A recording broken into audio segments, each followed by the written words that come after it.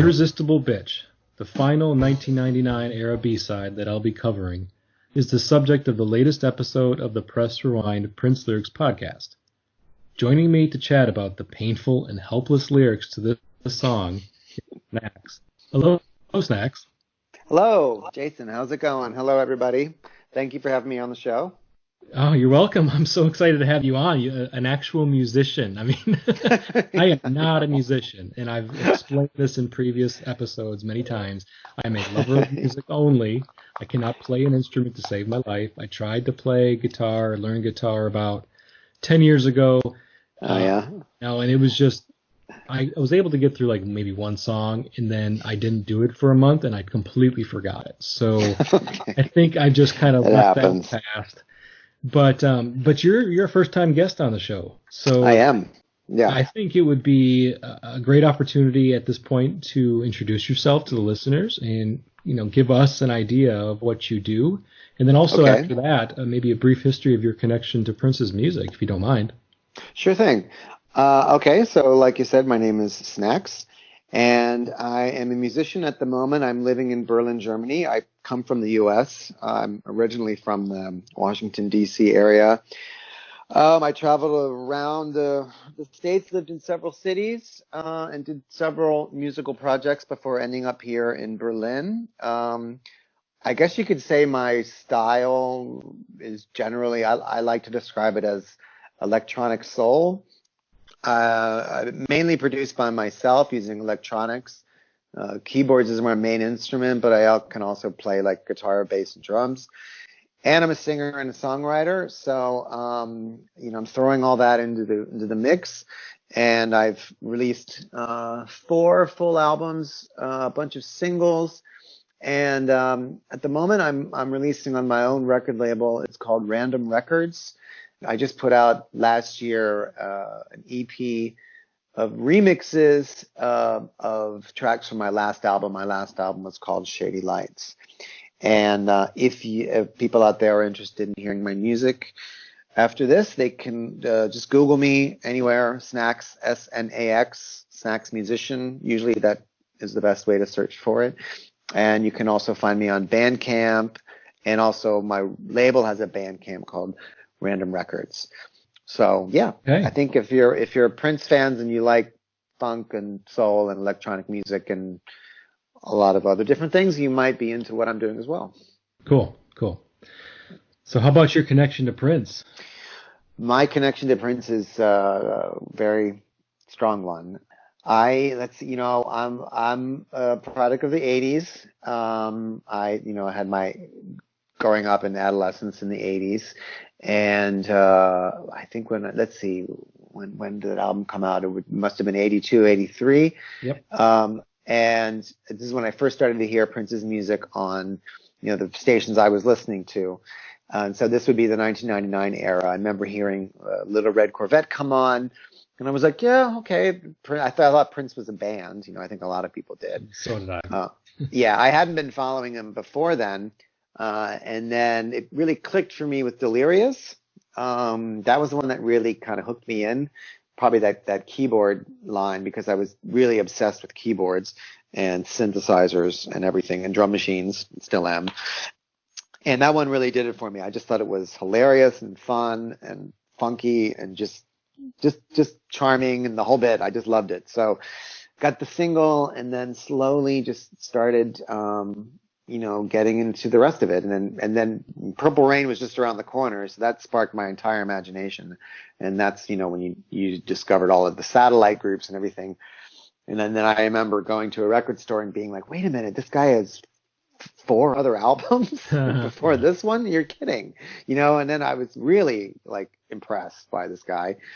And, I grew up, I'm the youngest of a big family, and there was music always in my family, and I had all my older brothers and my sister kind of pointing me in all these musical directions, and I would sort of listen to whatever they were listening to and loving it. Like I was into the Beatles, and my brother was really into the Who, and I had another brother who was into like Emerson, Lake and Palmer, and I had a sister who was into David Bowie, so I was absorbing all of that.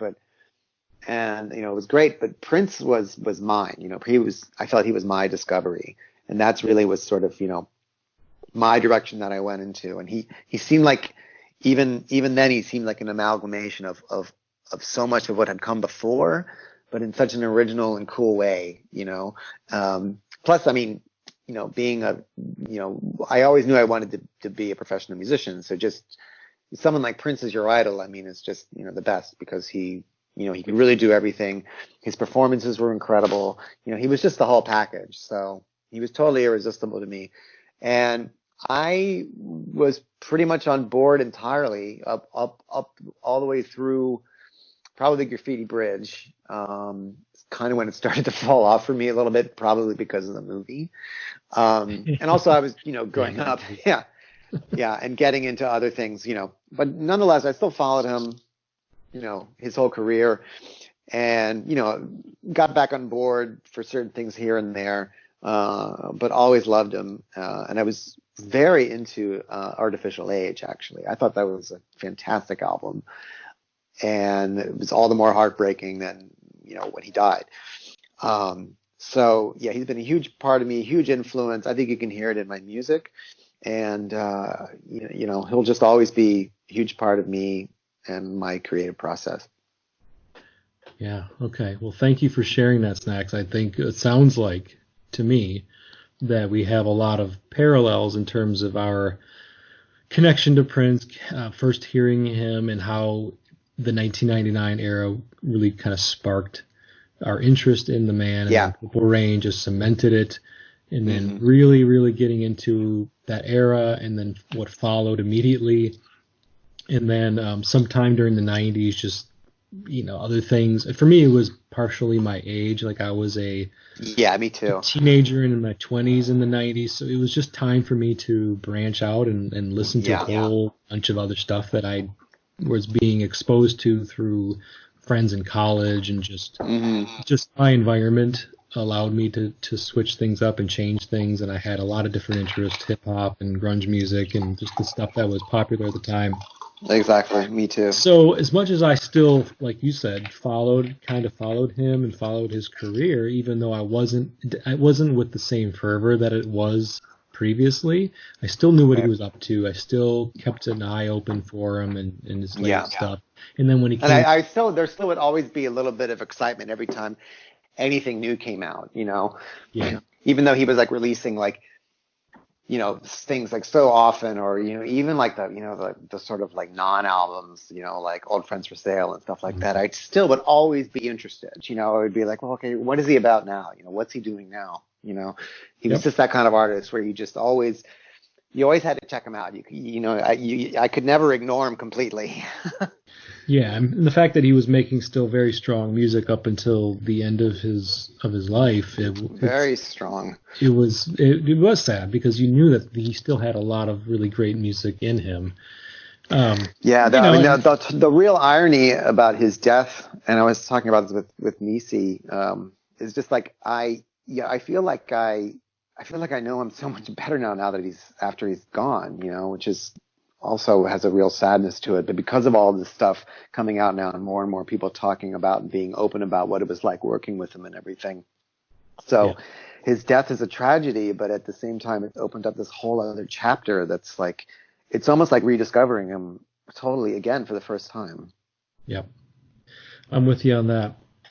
I feel the same way. I feel like I know his music and the man who made the music a lot better, thanks to a lot of the testimonials from people who knew him personally. It's very, absolutely very nice too. And I gather all that stuff up. I just completely engulf every new book and testimonial and writing that's people that knew him come up with, because it's like I just need to know. I need to read it. And all of the stuff, like he would never have put out before, that would have come up before, like these old photos and things like that just tell such a story. I mean, the stuff that's in the Beautiful Ones is just mind-blowing, you know? Like the Dwayne Tudor book and stuff like that. I mean, it's just like, this wealth of information that we've so just wanted to hear for so long, and then finally it's out again. For the first time, rather. And it's it's wonderful. It's wonderful to just it be. It is the silver lining. If there is a silver lining, it is. Yeah. It is our silver lining. It absolutely is. Yeah. As fans, whatever of Prince, is that Mm-hmm. we're able to get this now with him being gone that we never got before. We got that peek into his life, that personal portion of it, because he did seem to like to keep everybody at arm's length, and that was probably self-preservation in many ways, but that's no longer an issue. So here we are talking about. Well, he said it himself. He was like, well, I don't know. I don't know if I'll be able to put everything out in the vault. After I'm dead, someone will probably do it. He said that himself. I'm paraphrasing, but it's like, well, this is what's happening, Yep. It's happening now. So we're here today to talk about Irresistible Bitch.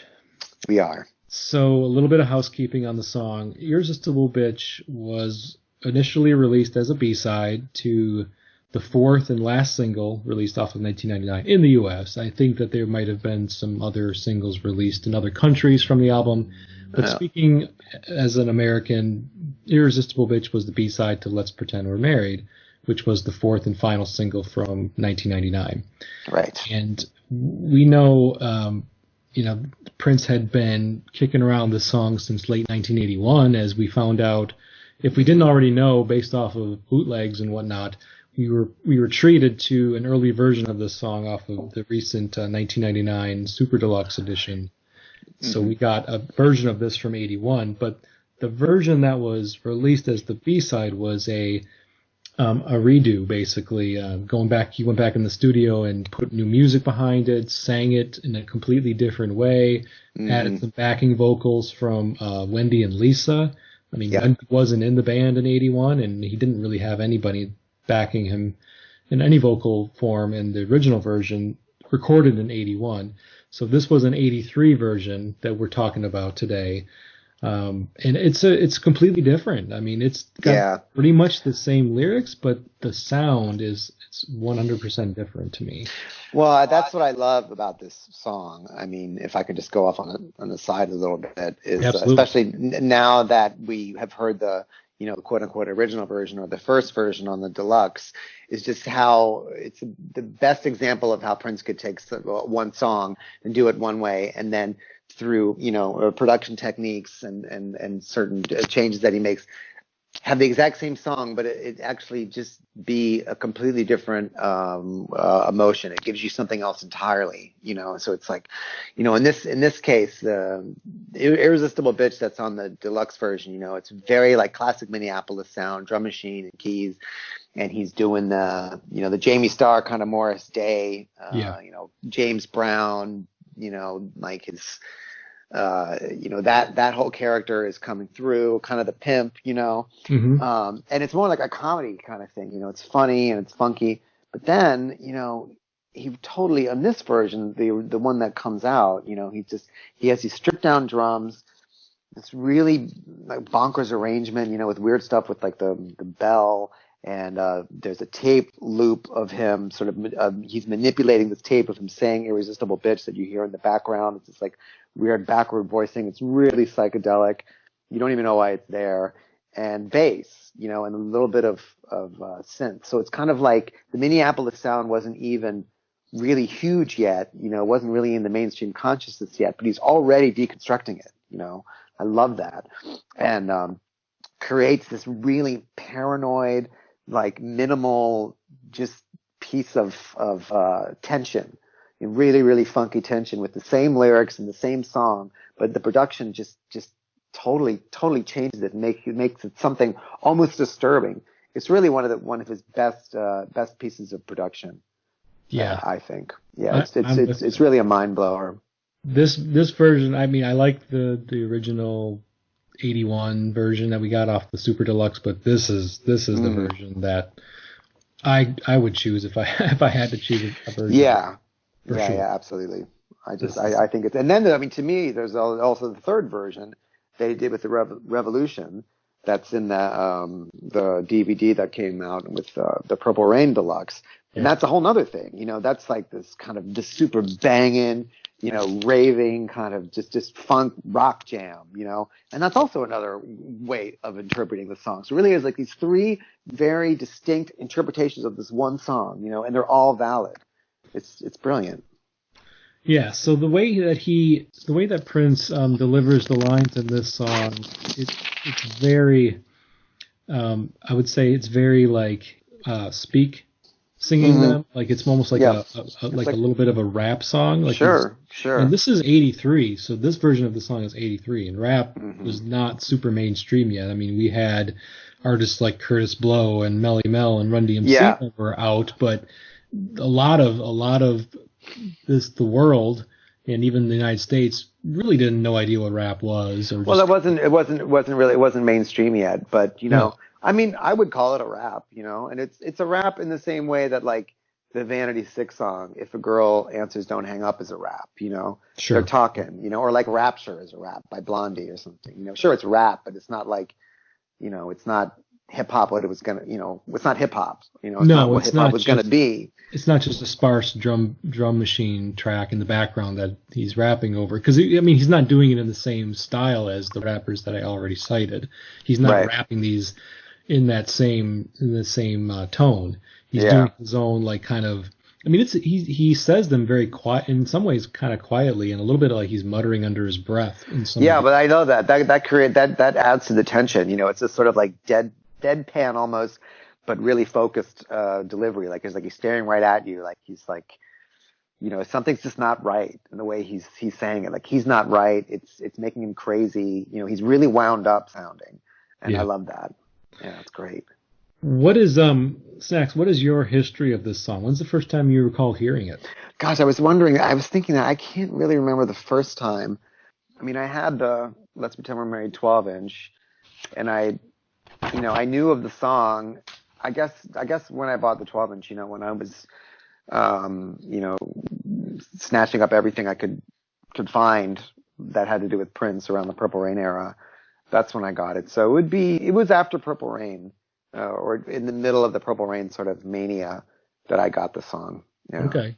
But not too far after its release then, though. No, definitely not. I would say probably a year or a year and a half after its release.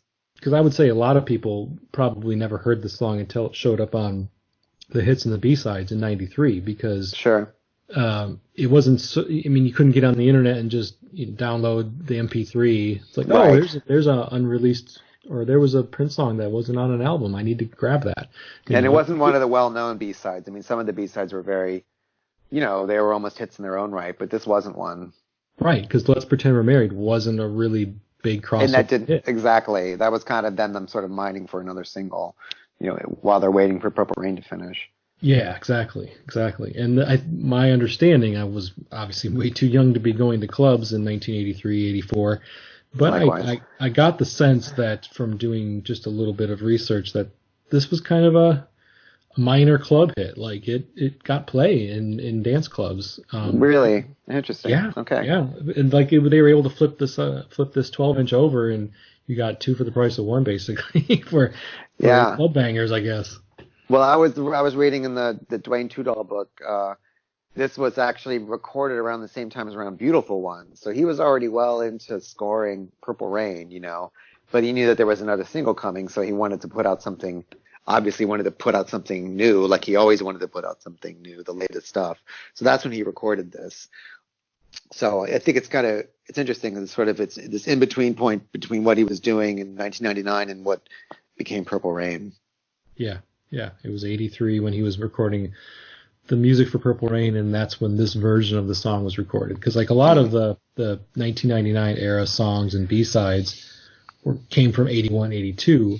Mm-hmm. But not this one. Something else about this song that that really drew me in when I first discovered it was like, I couldn't believe how like cool and somehow disturbing and just bonkers it was to me that he would get a woman to come in to sing Irresistible Bitch. I remember thinking that was like so radical somehow.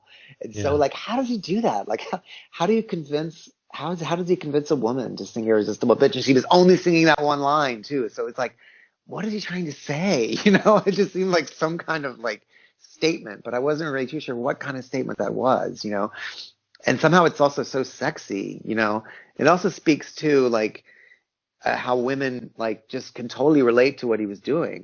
When I did this song, I performed this song at a Prince tribute concert, and I was singing with a girl, this vocalist, my friend Noah, and she had never heard the song before.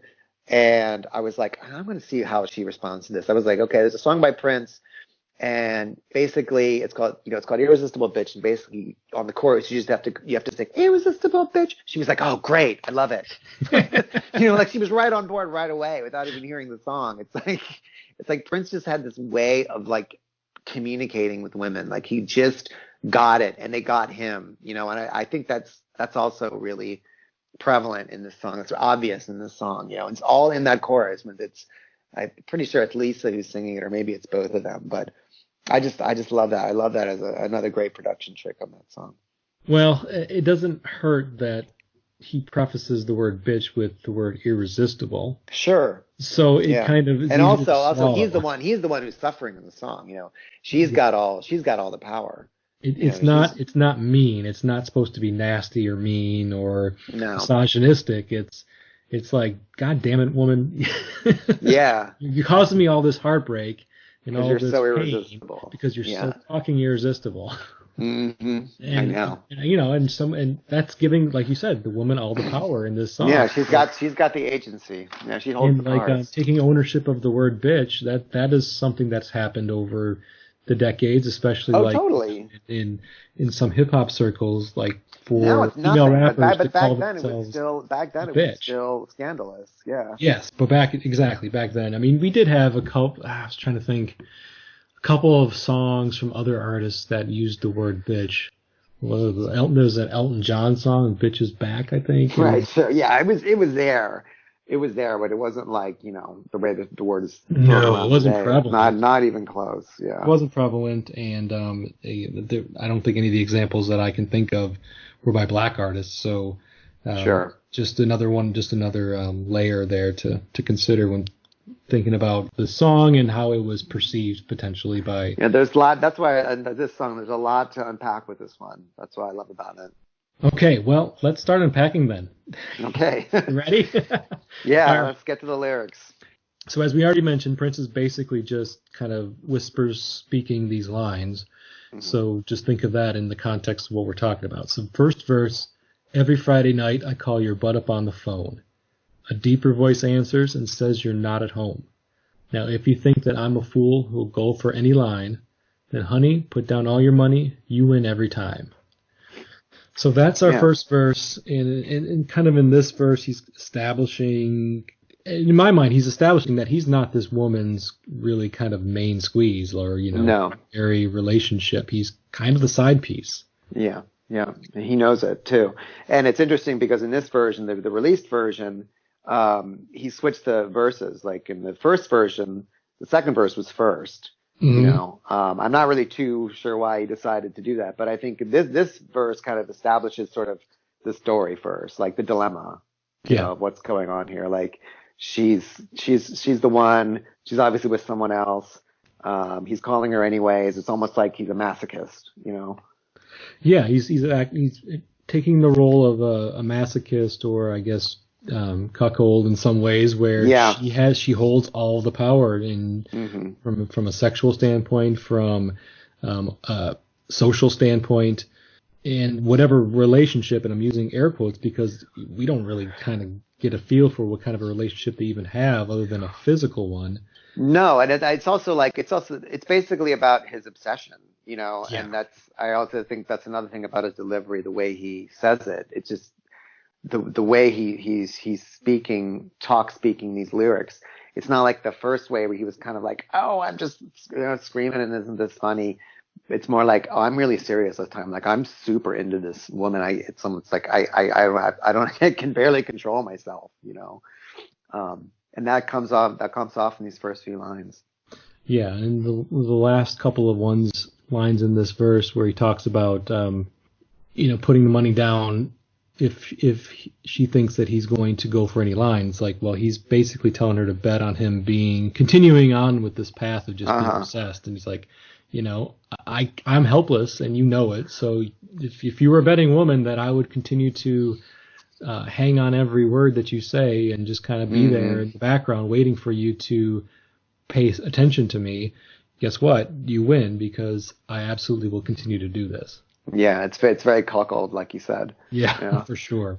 Putting himself in that submissive position. And I also think that's another trope, that's another device that he used, well, pretty much through his whole career, is money. Like money somehow getting in there. He definitely had a fixation about like money and betting, and all the way from I want to be your lover, I ain't got no money, and you and Zach were talking about horny toad. It's in there too. I don't want your money.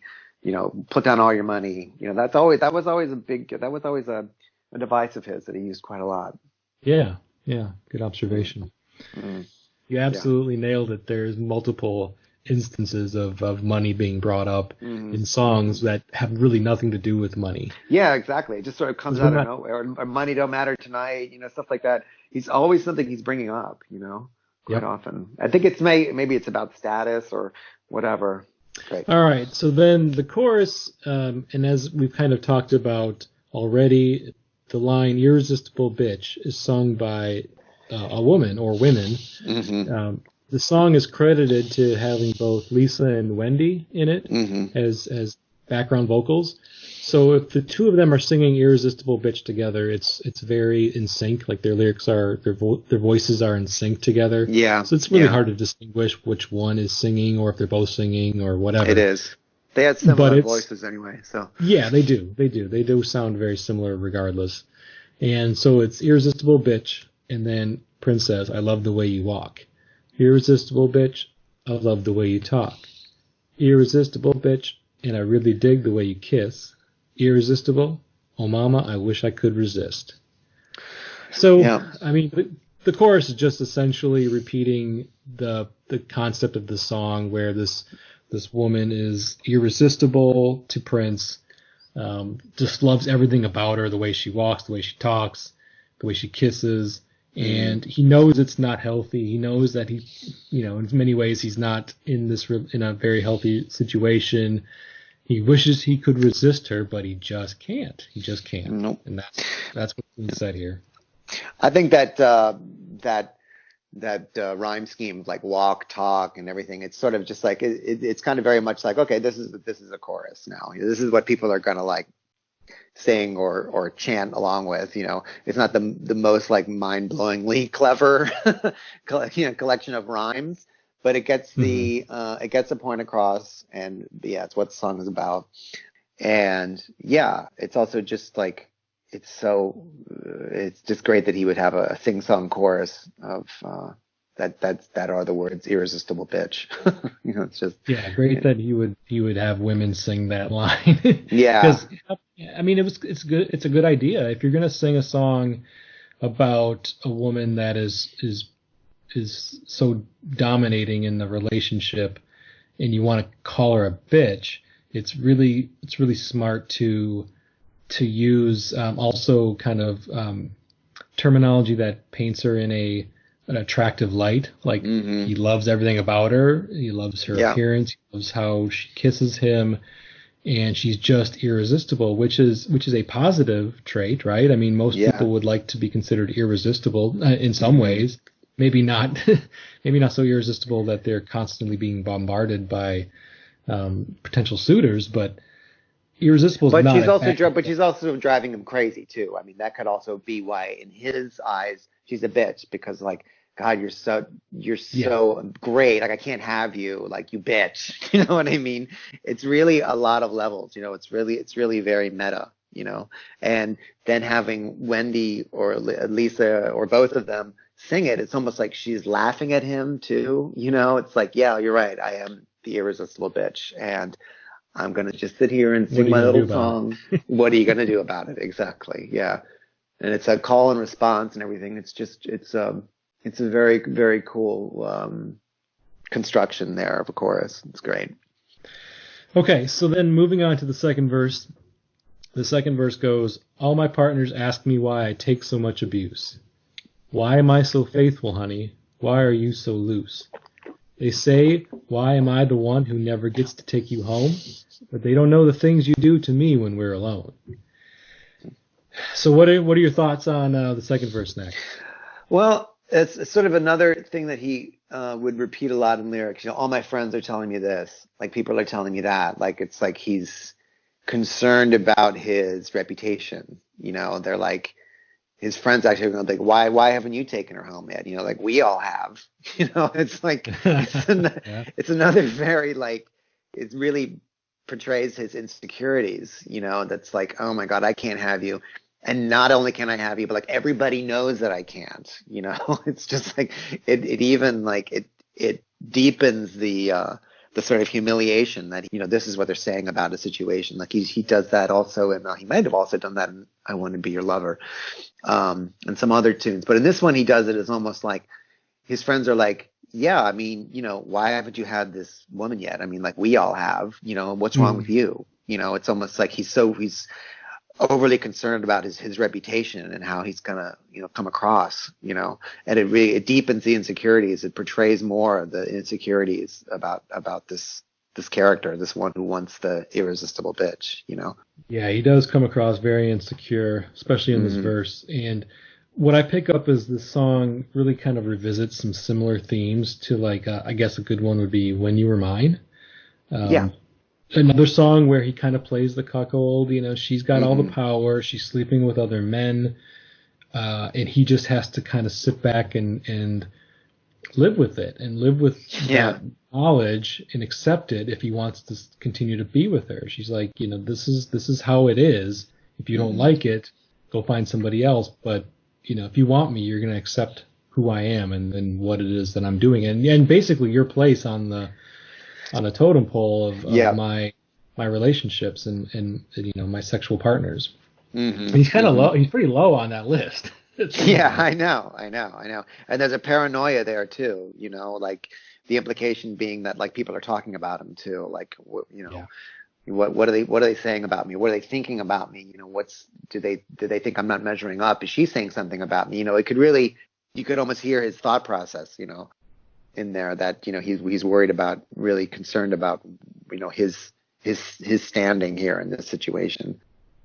Yeah, he's definitely concerned about his image, how he comes across as being in this relationship, despite, because, you know, for a lot of men, like, being in this position isn't a very masculine way of being part of a heterosexual relationship. Yeah, it's like, this is not cock rock. There's the idea that the man has to be in control and the person who kind of at least on equal terms, if nothing else. Yeah. But to have a lower position, a lower standing in a male-female relationship, society's really never been overly accepting of that. I know, and to apparently, like, be coming back for more too, like, to know it, and that, like, not wanting to change the situation. You know, I mean, we'll get to that in the last verse. You know, when he says all the things I gain. You know, he is getting something out of it to himself. You know, as well. Yeah, he's getting what he needs or what he feels like is enough to get him by. And they don't know the things you do to me when we're alone is a great way of expressing that in this song. Right. So then after that second verse, he moves on to the chorus again, and the chorus is the same as the first time that he sings it, so I won't repeat that. But he just does add a couple of lines here. I don't know if it's ad lib or whatever. He says, hurt me, after that. So it's kind of like just more of the feeling that this is an emotionally abusive situation that he's in. Hurt me, it's okay, I could take it. Well, he was also very into, I mean, he was exploring, you know, bondage in his work at this time. I mean, like, take the Automatic video, you know, he's on the bed and he's being whipped by Jill Jones and Lisa, you know, so he's asking to be hurt. He's asking to be hurt here too, you know, literally. You could practically see him with, you know, handcuffs on. Yeah, so it certainly can be interpreted as a literal pain and just an emotional pain, or both. Right.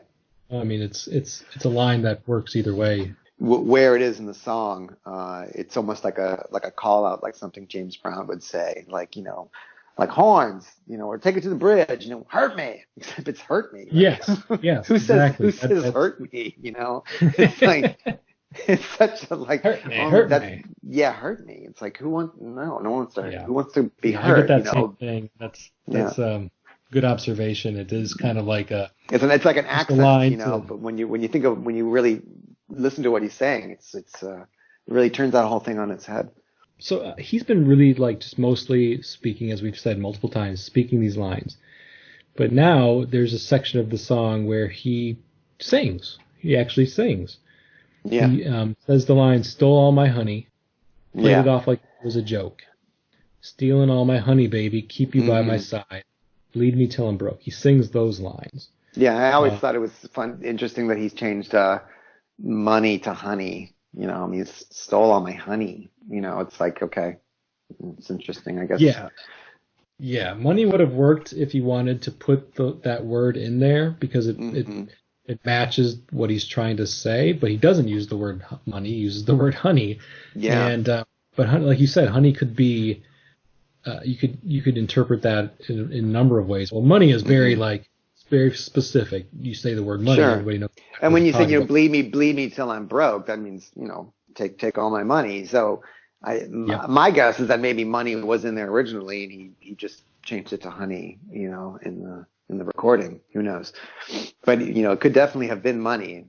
Yep, exactly. Stealing all my honey, keep me by my side, me till I'm broke. So he's not only giving her whatever time that he has available to when she needs it, but you get the impression that she's also using him for money. And you bring up the money thing again. He brought that up earlier and brings it up here in this section of the song. He's talking about money. Yeah. So boy, he's really got it bad for her if he's not only allowing himself to be in a relationship with a woman who's unfaithful, who isn't exclusive. And then also, hey, by the way, I need some money for this, and he gives it to her. He's just like, okay. I know. Go. Yeah. In the next verse, he talks about this even more. He dives back into this well about giving her physical things. He says, "Hell if I know why I let you drive my car. Don't I know that walking won't get me very far? Sure, I know that crying over you is just in vain. But all the things I lose don't add up to all the things that I gain." I love this verse. It's great. Which begs the question, and I love that little ooh afterwards. That's a great hook. Yeah, I love that. And begs the question, what is he gaining? What is he gaining out of this? I mean, that's a question we all ask ourselves as listeners to this song, because he kind of leaves very, very open-ended. I mean, sure, he apparently gets good sex out of it, but what else? Because he feels a bit like used from a financial standpoint. He's given her his car to drive around, which means he has to go walking around. Well, I think that can also be a metaphor. I mean, the way like honey is a metaphor for money or whatever else. I think hell if I let you drive my car. Drive my car can mean hell if I know why we're screwing, or hell if I know why a lot of things, or literally driving my car. I think that line can be interpreted a number of ways as well, I think. Sure thing, absolutely. And in either way you interpret it, though, if you think he's literally talking about a car, his automobile, or something else, the impression is still that he's giving away something, he's giving up something in order to continue to be with her. Yeah. And something that he values, something that is important to him, because now in this verse, if it's a metaphor, what he's essentially saying is that because I gave you this, now everything's harder for me. I'm not getting anywhere with you. These lines seemingly look like a very straightforward black and white description of what's going on. Like, here's my car, right. Now I got to go walk. But obviously, like, to your point, it could mean something else, and we just have to look at it from the standpoint that he's giving up something important to him. Because she asks for it, and he's going to give her what she asks for.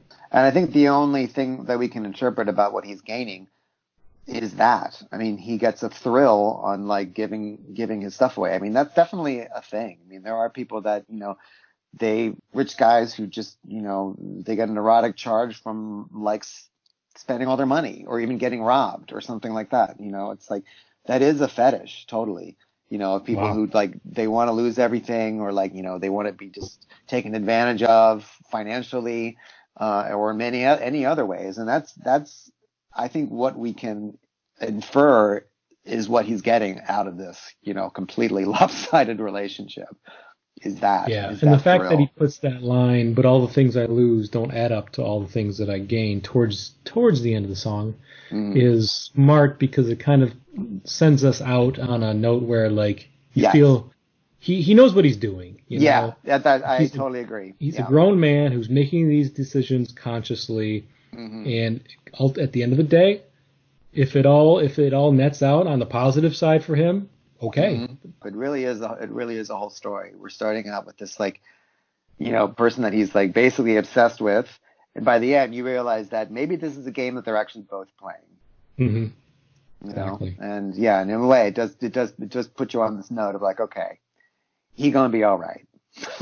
Yep, he's gonna be all right at the end of the day. He's gonna make it. After that third verse, then it goes back into the chorus, and once again, the chorus is pretty much the same as the previous couple of choruses. Yeah. He talks about loving the way she walks and talks and kisses, and he wishes he could resist, and he even repeats the "hurt me" line again. Hmm. And then he goes back into the honey section Uh-huh. where she steals all his honey, played it off like it was a joke, which is the same line, stealing all my honey, keep you by my side, believe me till I'm broke. So he repeats that. So it's kind of Yeah. like another portion of the chorus. Hmm. And at this point now, after saying those lines again, I mean, we're skipping some music, and I do want to ask you one thing, because Sure. for me, this as a musician, this song is very distinct in that bell sound that Yeah. repeats itself throughout the song, and I've And it's said it doubling once, it's and I'll doubling say what the synth is doing too, which is so super yes, cool. and I've said it once, and I'll say it 1,000 times. This isn't a music podcast; it's a lyrics podcast. But I rarely have an opportunity to have somebody who creates and plays music on my podcast. So when you played this song Mhm. live, you mentioned that earlier. What did you do to make that sound? The bell sound, you mean? Yeah, the bell sound. I have samples. I'm like tubular bell or church bell samples. I mean, I have a million samples in my hard drive. So, I just found one that was similar, and I programmed that in there. It is a very distinct sound, yeah. But it was you can find percussion samples for pretty much any piece of percussion you can imagine, and good ones too. So, yeah, that was what I used. Okay. Okay, good. I just had to ask because I love that sound, and No, please it's ask very away. I'm distinct. I'm happy to talk about that stuff too. I mean, it's Cool. a podcast about lyrics, but the lyrics are to music, so I'm happy to talk about that. Any other questions you have? Uh, yeah, no, I mean, I think for me personally, because this song has that such a distinct sound with that bell, that Hmm. ringing bell, ding ding. Yeah. I just love it, and it just makes this version of the song so much more interesting to me because it's not like with the Irresistible Bitch version that we got off the Super Deluxe, the music is not dissimilar from a lot of other songs that we've heard around that era, Yeah, 81, exactly. 82. Yeah. But Hmm. this one has a very distinct sound to me that is unique to Hmm. Irresistible Bitch, Yeah, like I was and I saying, love I it. feel like he took the Minneapolis sound and was deconstructing it basically. He was like, let's make it even more minimal. Let's just have it really be, drums, barely a bass line, and just a two-note synth line. Let's see what we can do with that. And he makes a whole thing out of it. It's awesome. Hmm. Agreed. Are you going Okay, to go so into the everybody dance part? Because yeah, everybody I love that. dance. Love that. I So love that. That what? just comes out. That just comes out of nowhere. It's like, Yeah, I was and gonna it's like say. it's such a dark But song. It's such a dark song, and he's like kind of telling everybody to get up and dance, but in this really kind of ominous, sort of sinister sounding voice. It's fantastic. I love it. It's so I mean, at the unique. end of the day, this is a very danceable song in spite of in spite of its lyrical content and kind of some Yeah. of the darker overtones, the drum beat allows you to dance to it if you wanted to, and Yeah. it's almost like Prince is giving us as the listener permission to enjoy this song for what it is. Yeah. It's like, don't feel bad about my position that I'm describing in this song. Don't feel like you have to feel sorry for me as the singer or the subject of the song. It's all good. Everybody dance. Yeah. See, I look at that part as actually quite dark, you know. I mean, oh really? Okay. yeah, I'm because interested I in that. think that funk music and gets a lot of it's almost gets too much credit for being all about good vibes and stuff. When actually there can be a real darkness to it. Like if you listen to Funkadelic and stuff like that, and then also, you know, some James Brown too, definitely Prince. And this part is a great example because it's almost like it's these deep voices that are saying everybody dance. I mean, they don't sound inviting. They sound like they're almost like threatening you. Like if you don't dance, then something bad is going to happen to you. It's like you better do it or else, you know, just with the whole sound, with that weird, with the tape manipulation and the bells, they almost sound like, you know, ominous, like funeral bells or something. It's like, but it's a dance beat and it says everybody dance. And it's almost like, it's creepy almost. It's eerie. There's an eeriness about it that, is so appealing to me. And I don't feel that like maybe his music or funk music in general doesn't get enough credit for bringing about darker themes like that. And I think that one section of the song totally nails it for me. Yeah, you're right. The voice used for the Everybody Dance isn't like it isn't just Prince singing it. If it is, it's a manipulated, deeper, slowed down. Mm-hmm. Well, maybe not slower, but it's a manipulated version of his voice. If it is his voice, sure. It's not the typical Prince singing or speaking voice. It's deeper. Mm-hmm. Juxtaposed with that it's so it's so psychedelic. It's fantastic. It's a little bit, you know, with the female voice and then the really deep male voice, it does offer a little bit of a creepy vibe to it. In spite of the words that they're saying, everybody dance, mm-hmm. which implies like good times, as we've talked about. You know, like, oh, everybody dance. Everybody's going to dance and have a good time to this. But it's... Yeah, are we? Like, you know what I mean? That's the question. It's like, it doesn't sound like we are. You know what I mean? And like with his deep voice and her like voice on top, it's basically the whole story again, you know, we're being reminded of the whole story about this conflict, about this tension, you know, and about this really, you know, for one, let's call it a strange relationship. It's a strange relationship, you know, even before that song was written. Yeah, strange relationship before the song. Yeah. And certainly I think, for me, Irresistible Bitch does a lot of things right, from the music to the lyrics to the ending. Yeah. It just nails it on so many levels. So many. That I just love this song. And it was a grower for me personally. I can't honestly say I thought this song was... No, it's not immediately accessible. You know, it definitely isn't. It isn't like, you know, when I was talking about Delirious, you know, with that keyboard lick, you know, you're with it or against it, you know, but this one is like, you got to listen to it a couple of times and you're like, okay, you know, but then like once you just get into it and you know, you really get into that story, you really get into that place, it's fantastic. Mm-hmm. Well, we're in agreement on that for sure. Absolutely. Yeah, I would say so. Both love this song. And I think one of my favorites.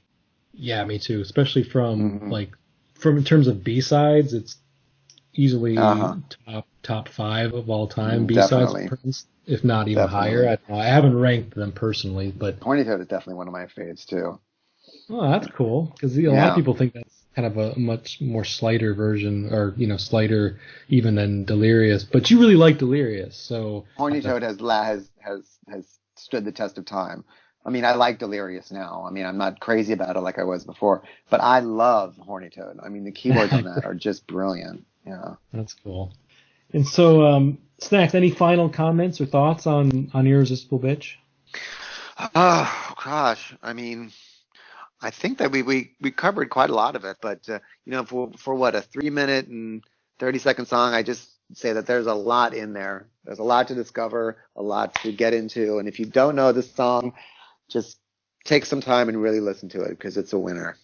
Agreed. Okay, well, thank you again, Great. Snax, for joining Thank me. you so Always. much. Yeah, really cool. And best of luck to you with the rest of this project and with everything else. And yeah, I look forward to more episodes. So this has been the Press Rewind Prince Lyrics podcast. I'm your host, Jason Brenninger. I wanted to thank Snax for joining me on this episode. And until next time, goodbye.